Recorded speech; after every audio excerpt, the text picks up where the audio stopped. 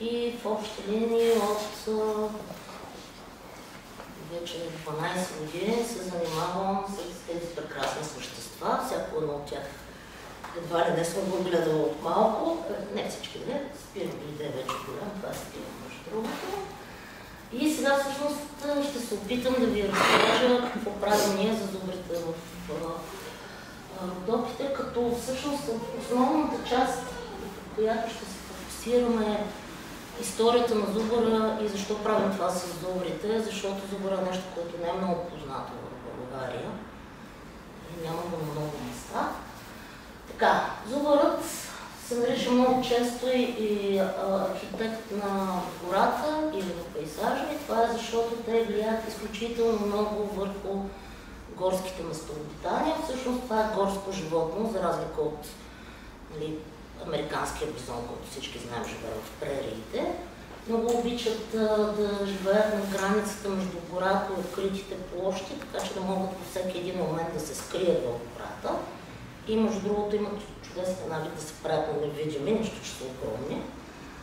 Но освен всичко друго, те успяват да разреждат гората. Това нещо може много лесно да се види примерно в Студен кладенец, където за съжаление гората до голяма степен издънква, т.е. от един корен излизат няколко дървета и те не са много здрави.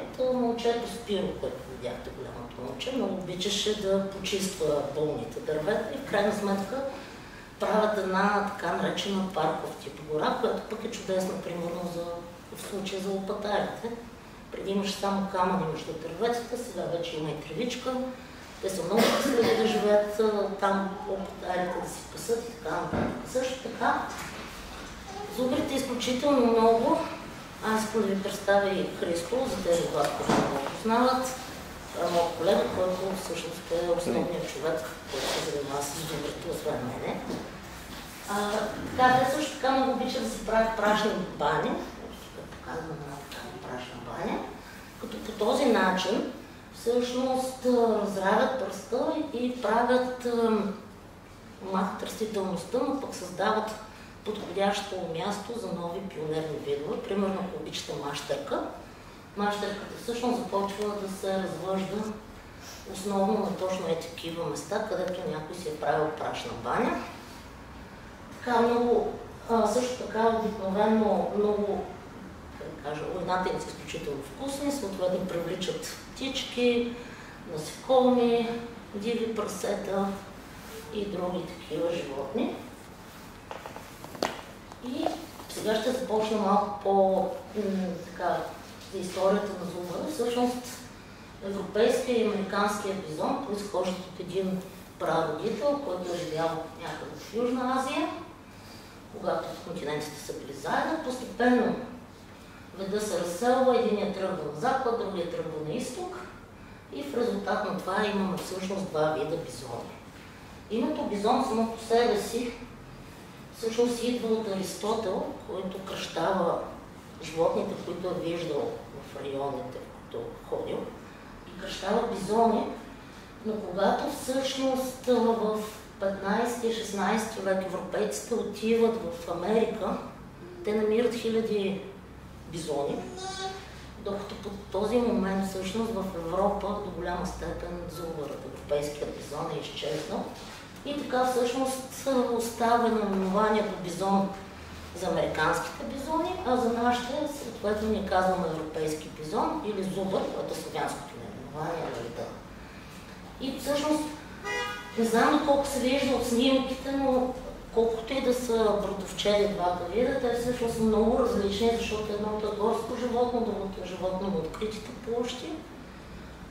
И съответно заради това те имат и различия във външния си вид. Освен, че нашите са с по-дълъг врат, те имат един прешен допълнително. Съответно, краката им са много по-дълги, защото са пригодени да ходят по планински терени. Съответно, козинката има много по-малка на нашите, отколкото и на американските. И за разлика от американските бизони, европейският просто не може да бъде опитомен. Той може да свикне с хората, които го гледат, но въпреки всичко това си остава 100% диво животно. И това са всъщност рисунки от една пещера във Франция, в която има изобразени зубри. Това може би един от най-ранните изображения на зубри, във времето, в което зубрите са били разпространени почти в цяла Европа. А това е много интересна мозайка от една вила в Сицилия по римско време, която изобразява всъщност големия лов. Едни от най-красивите изображения мозаични на зубър, въпреки че те са изключително редки. Но в общи линии това очертава района на разпространение. В синичко тук се вижда, че това е разпространението на вида по време на ледниковия период. През оранжево вече в полуцена, в историческо време. А двете чертички, които виждате, те представят мястото, двете места, на които са последните диви зубри изчезнали. Едното е Кавказ, другото е в Полша. И това е своеобразна, как го кажа, таймлайн на английски, на български линия на времето, за всичко, което знаем за зубрите. Значи в 4 век преди Христа, това е Аристотел, който всъщност описва зубъра в територията на Пеония. Пеония всъщност, античната Пеония, това е днешна Северна Македония, плюс нашата Македония, нали, с части от Северна Гърция, но това, което ние познаваме като географската област на Македония, на юг, примерно от Гоце Делчев също. И да, много интересно и добро описание, защото когато четете, примерно, за животните на Аристотел, ще видите, че и видите живо зубър. Дали, при мен беше така, първо бях чела Аристотел, а после видях на живо зубър. Открих, че той всъщност го е описал изключително добре. Изключително подробно и като поведение, като изключвам, нали, че има един такъв леко митологичен момент, че когато се оплашат, серат, нали, и това много отблъсква враговете им. Не е така, но наистина, когато се оплашат, се изсират и тръгват да бягат. Така, следващото е Пазвани. Пазвани всъщност е човека, той е грък, работил е обаче е писал през 2 век, който всъщност прави описанието на Елада. Тоест, когато ви отидете в Гърция и примерно видите Партенона, вие знаете, че това е Партенон, благодарение на неговото описание, бил изключително подробен, рядко се случва такива хора в древността. Той описва в светилището в Делфи как пеонският цар подарил, нали, с главна глава на пеонския бик, наричан още бизон, и дава много добро описание как в Пеония са ловили зубри, което всъщност е много ценно. Постепенно всъщност също и в старобългарската литература се появява за първи път наименованието зубър в славянски език, което сред вас се ползва на всички славянски езици. И в общи линии то се запазва, въпреки че имаме изключително малко сведения в писмената литература до 14 век. Някъде около 15 век се предполага, че зубрите изчезват от територията на Балканите. Сега много често се казва, това е заради браконьерство, преследване и така нататък, което е малко спорно, защото това е периода с чумната епидемия. Хубаво браконьерството няма кой да ги браконьерства. Най-вероятно това се свързва всъщност с един малък ледников период, който, както и сега е климатични промени, най-вероятно са тръгнали болести, храната е изчезнала и постепенно, нали, вида намалява на определени места и изчезваше. Когато една бройка стане критично малка, тя изчезва. През 19-20 век всъщност зубри остават вече само в Централна Европа. Това е така на територията на малко спорно, нали? Но да кажем съвременна Полша, съвременна Беларус и съвременна Германия. По това време те така малко са се местили. Като всъщност зубър е обявен за царски лов. Нали?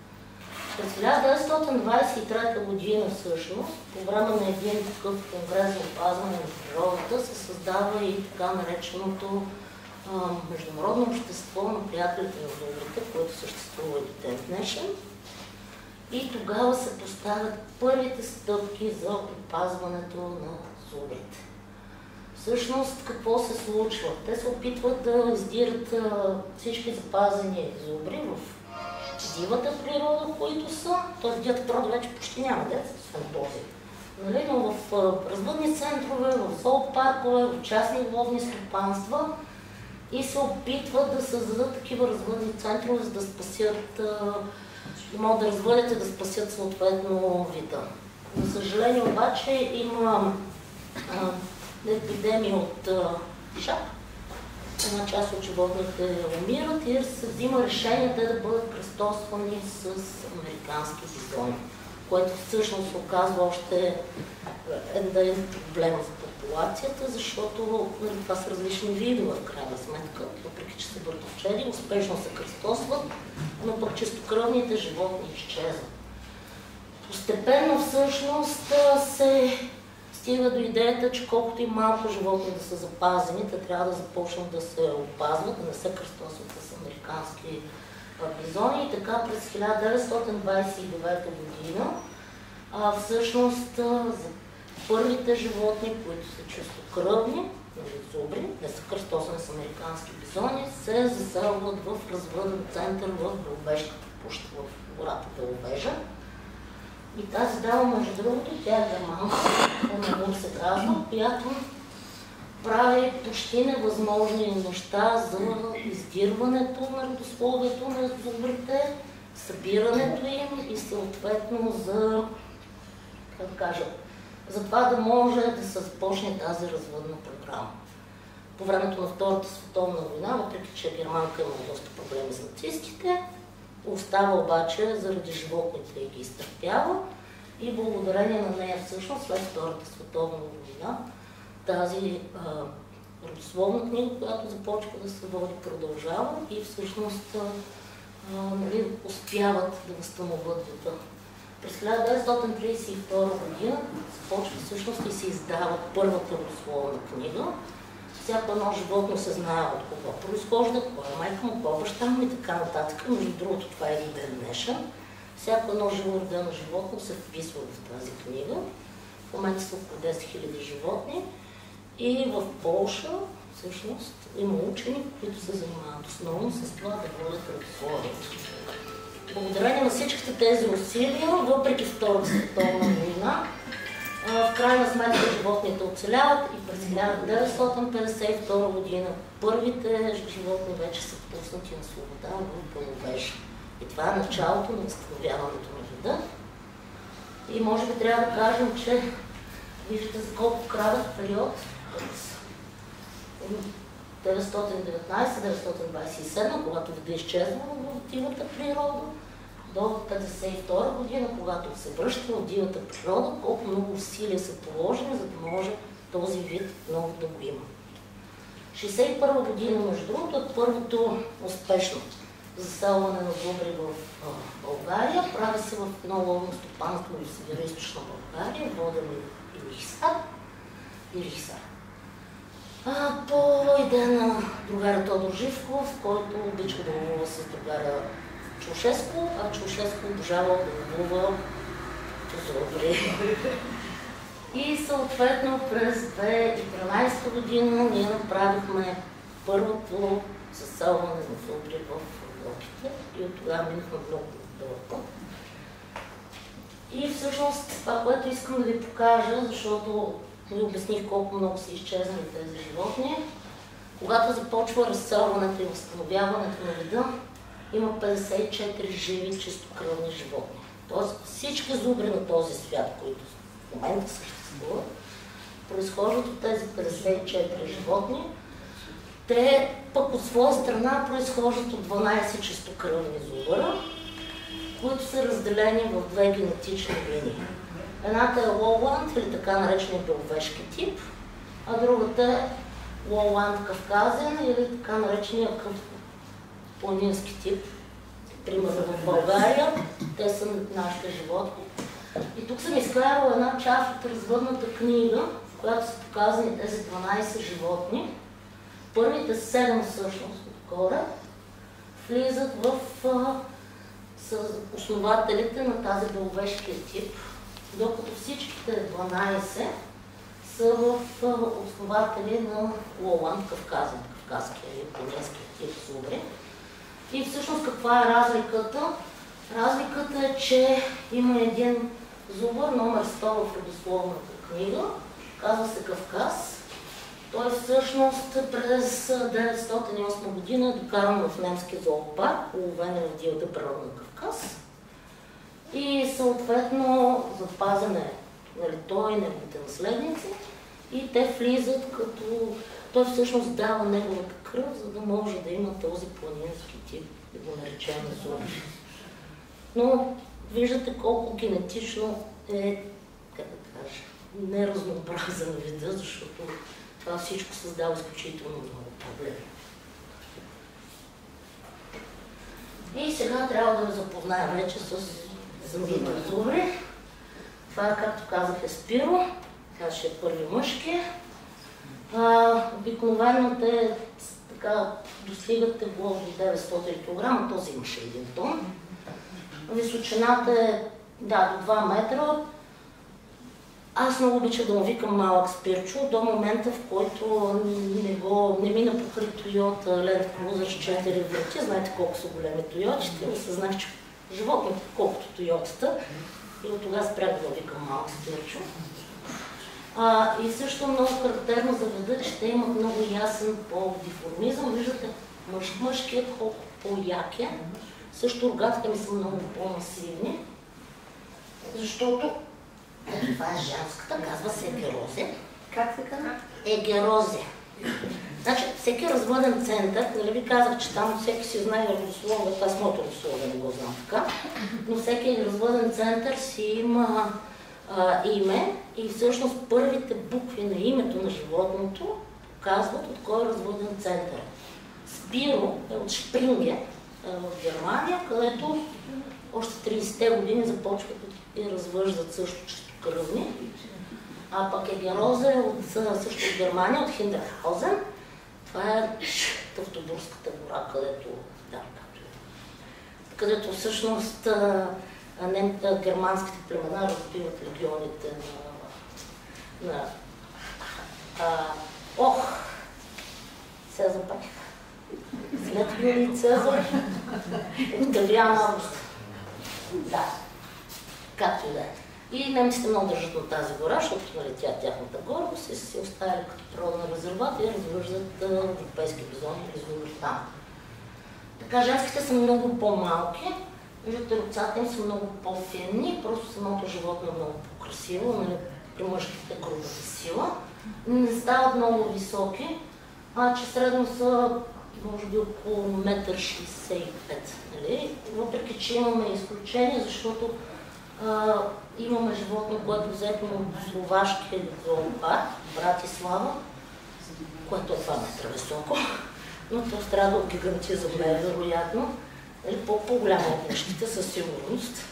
И успешна вече майка, още се чудим как, но това е друг въпрос. Така. И както стана въпрос за размножаването, по принцип тези животни достигат по-възрялост някъде на 3-4-та година. При нас се получи малко по-рано, дали от климата или от нещо друго, ние не знаем. И това, което те носят 9 месеца плода, като хората, като кравите, също и раждат по едно малко, като традиционно в природата и в Полша и в Германия раждат едно бебе на 2 години. Нали? Защото си го кърнат много късно. Само Егероза, тази, която видяхте преди това, като все едно, че в Сливенската махала родена всяка година. Там няма тинджермент или всяка година. И това примерно е едно животно, което взехме също от зоопарк, само че от Германия. Ние може би сме единственият място, в което взимаме зоопаркови животни, защото когато започнахме всъщност с Спиро и с Егероза 2 животни и на нас не трябваше много повече. Няма супермаркет за зубри, затова започнахме да събираме животни, включително от зоопарк. И сме единствените, може би, от всички проекти за възстановяване на вида, които пускат в дивата природа, не на затвора, но които са съгласни да вземат зоопаркови животни, да ги адаптират и да ги пуснат. Тази дама е родена в зоопарк. тя се отдели от старото, което е естествено поведение, от преди да роди някъде около 20 дена. Изкара, мисля, че месец сама с малкото в планината, с вълци, с други животни, успя да си го опази, успя да си намери пътя обратно. И Христовин ни казва, че успешната адаптация е когато вземеш едно животно, адаптираш го, то роди и нали, тогава вече си сигурен, че се приспособило, тя роди. И това маниче всъщност ние ги намерихме, то може би на мисля, че седмица след раждането. Виждате колко малки се раждат, някъде около 15-20 кг може би, ей толкова са височки. И това нещо расте изключително бързо, за да стигне някое момченце, момиченце в случая, но момченце да, до 2 метра. И ето така изглежда едно маниче, виждате, още са му сини очичките дори. Съвсем мъничко. Някъде на втория, третия ден постепенно започват да ядат и тревички, да им се развиват стомахчетата.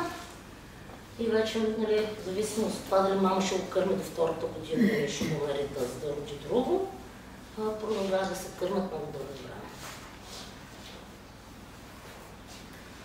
И сега социалната структура, защото това е изключително важно, когато гледате животни на свобода, в дивата природа, е изключително важно те да имат здрава социална структура, за да могат да се опазват. И тъй като това са тревопасни, и в природата по принцип патриархата рядко срещу явление, те живеят в един прекрасен матриархат, имат алфа женска, това е Ерозе, съответно нейните дъщери следват тази иерархия. След това вече са другите животни, които сме добавили постепенно, те е много трудно, както казах, приемат други животни, но веднъж родят ли заедно, гледат ли си малките заедно, те стават приятелки. И другото, което е много интересно, е когато има малки, всъщност подобно на човешките общества, ако има кака или батко, съответно малките се зачисляват на каката или баткото, който е по-голям. Когато има каки повече, обикновено каките са отговорни за отглеждането на малките и съответно мама, нали, и там приятелките и се разхождат, пасат. Малкото седи и скляпа и гледа бебетата, което не го прави много щастливо, затова и се бият по някое време, като пораснат. Другото, което е много интересно за тези животни, ето виждате това животно, примерно, му липсва рода. Когато влезем в така наречения пубертет, някъде около втората-третата си година, те стават, особено женските, стават непоносимо заядливи. И примерно тя се заяждаше супер много с брат си и нали, той отстъпва, а брат я отгледал.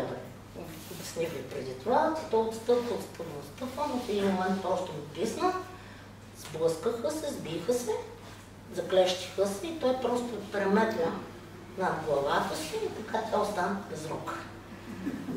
Това не е проблем за нея, но просто остана грозна малко. Имаме още една с щупен рог, отново по време на тежък пубертет. Не знам защо е така, нали, не знам дали примерно при другите опасни така, но при зубрите пубертета на женските е ужасен и аз имах ужасен пубертет, така че просто разбирам майка ми.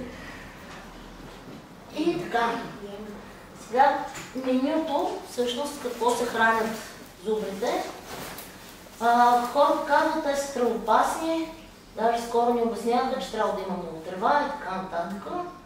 Всъщност, истината е, че никой не знае, защото зубър е изчезнал от дивата природа.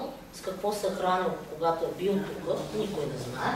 Това, което ние виждаме, е, че той постепенно си заема неговата екологична ниша, нали, намирайки най-подходящата храна, най-подходящите места. И това, което открихме за животните, за които ние се занимаваме, е, че всъщност те чудесно се хранят с храсти. И особено с драка, в източния Родопи, драка колкото искате. И в началото, когато още имахме проблеми с адаптацията, когато проядаха драка, местните животновъди ни казаха, ами що ми яде драка, т.е. чилия, както му вика, тук ще вирее, виреят. Също така... Колко са сега? 22 са за сега. С 3 бебета. Също така много обичат клони и съответно, нали, така събарят си дървета. Даже обикновено мъжките много обичат да събарят дървета и сервират на семейството да се нахрани. Нали, както трябва да се грижи за малките, сега. Но така. И разбира се, обичат да пасат, въпреки че знаете, в нашия район обикновено дървата много бързо изгаря. Но пролетно време основно се хранят с трева и сега заради дъждовете, когато тръгне тревата, отново започва през останалото време храсти и топета. И приятели, защото никой не живее сам, това са снимки, които сме правили на терен, когато сме. Много рядко се виждат такива неща, но истината е, че животните обичат да живеят в такива съобщества. И винаги си имаме поне едно и такова ленчево пъдарче, което си следва стадото. За нас в начало беше много интересно защо, но обикновено това са животни, които са останали сами, примерно майка им е изядена от вълци или убита по време на лов. И то става част от стадото, защото намира защита. Това горе е Енчо, любимото ни диво прасе, кръчихме Венчо, защото се появи на един ден. И той просто си следва стадото, не по-стално. Мисля, че го отстреляха, сега имаме нов Енчо. Нали? И просто, въобще като бяха малки, примерно малко като брой, се осветяваме с фенери вечерно време и броим очите, нали? В един момент излиза, че имаме едно животно повече, после се осъзнахме, че това е наш Енчо, нали? Защото е горе-долу колкото малко. Не знам да го излиза, но горе-долу малко добър, че му беше размера. И това е една лисица, която също тя обитава на определена територия, която и те обитават през част от времето. Появат ли се задължително следа с тях? О, така, разбират се. И сега това, което, защото все пак ние се намираме в туристически център, първо да ви кажа, че тези прекрасни животинки, казах ви горе-долу 1 тон мъжките, около 500 кг женските, развиват 60 км в час. И аз не го вярвах. Вярно е. В смисъл, просто не се усещаш в момента, в който това животно, те си променят геометрията, спират си коренчетата, гръбчетата им стават малко по-височки такива, вдигат си опашките и точно за части от секундата изчезват. И в общи линии 2 метра височина от място е това, което скачат. Затова е, въпреки че те са изключително спокойни, изключително кротки, изключително мили същества, които избягват хората, много важно все пак да се спазва дистанция. Да. Това е част от една табела, която сме сложили в дивечовъден участък студен кладенец, за да може хората да знаят. Разбира се, никога не трябва да храните диви животни, няма значение дали е злоба или не, защото храната, която вие му давате, може всъщност да го убие. Нали? Както, примерно, на пиленце не се дава филийка хляб, така и на зубърче нищо не му се дава. То не ще вземе, нали, то ще избяга, но все пак. Другото, което е изключително важно, да не се опитвате да ги пипате. Те изглеждат като плюшени играчки. Вече да, така е. Но не дейте. Не се опитвайте, въпреки то няма как и да стане, нали, защото те ще избягат. Но ако, примерно, спало или животното не е добре, в никакъв случай не трябва да се приближавате. И са от дивите животни, се страхуват от хора. Представете си този вид, който е бил преследван и избиван хилядолетия, той помни, че хората са нещо лошо и страхът най-често е причината едно диво животно да напада. И в този случай не дивото животно е виновно, човека, който го оплашил е виновен, но в нашето човешко общество винаги накрая животното е виновно. Защо е забранено за кучета?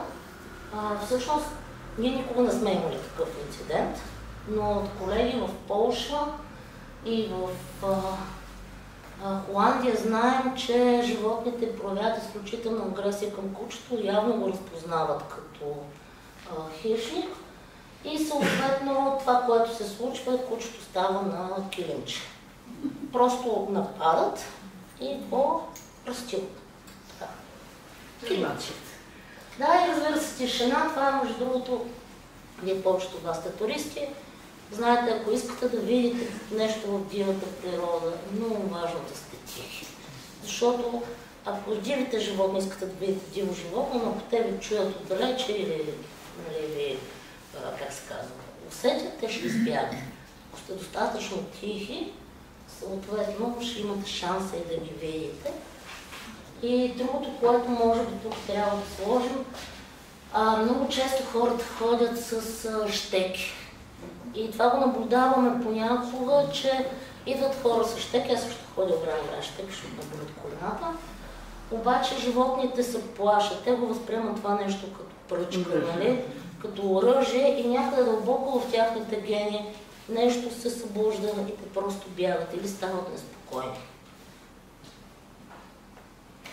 И така, все пак, нали, всеки ще пита сега ми къде можем да видим зубрите. На мен това ми е ясно. Специално в девичовъден участък студен кладенец направихме една кратка пътека, която води до ето това място. Има един фотокупол такъв, направен от ловните, който е място за наблюдение. И това е безопасна пътека, нали, за туристите и за животните. Може да се разходите, има табели, обяснява се, мястото е изключително красиво, може да се разходите. В началото на пътеката пък има такава табела с главички. Нали, може да сложите главичката и да се снимате. Най-лесно се виждат оттам обаче през есента и зимата, когато е ловен сезон. А това е ловно стопанство. Тези животни не са ловувани, но хората все пак, нали, ловуват други видове и се притесняват, когато има хора, които се разхождат неконтролирано. Иначе това, което ще видите, примерно през лятото, когато някой ни каже, аз много искам да видя зубър, отговорът ни е мини и така. Защото това, което виждаме са, ето това са прашни бани, нали, с стъпчици вътре има обикновено, или и такива обелени дървета. Това виждаме и ние. Много трудно ги намираме през лятото, особено ако решат да раждат. Няма ги. И освен това са доста агресивни. Всъщност, когато имат малки, това забравя да ви го кажа. Примерно тази, която ражда всяка година, тя гони и гурбниците около нея. Ядосва се. Така че това е един вариант разходка по асфалтов път, не е много натварен, отсреща се вижда и умрък скала, нали, за наблюдение. Ако имате късмет, ще видите. Ако нямате късмет, най-малко ще видите как са изчистили гората. И тук там е някоя прашна баня и влияние, нали, което те имат върху местообитанията. Но примерно имало случаи, в които така организирани групи идват и просто животните се появяват изключително близо до тях. Даже сме имало случаи, в които сме молили хората да влезнат в този купол, защото бяха с един куп ябълки, пък едно от момичетата ни много обича ябълки. Не е много добра идея и е нахална. Така. И това примерно е зимна снимка, направена фотография. Също така ловно стопанство, студен кладенец, които всъщност са нашите основни партньори, те изключително много ни помагат. И всъщност ние заедно правим това възстановяване на зубрите в кладенец. Предлага такива организирани турове за снимане, разхождат хората с джипове през лятото. Е изключително интересно, защото те познати райони могат да покажат неща. И всъщност да, това, което трябва да отбележа е, че колкото и да е странно, нали, за нашите, за българските разбирания, ние всъщност чудесно се партнираме с ловците и с хората, които управляват девичовъден участък, студен кладенец, това в случая Националното ловно-рибарско сдружение. И истината е, че това е пример как всъщност българските ловци се грижат за възстановяване на един вид, а не само да го изтребват. Да го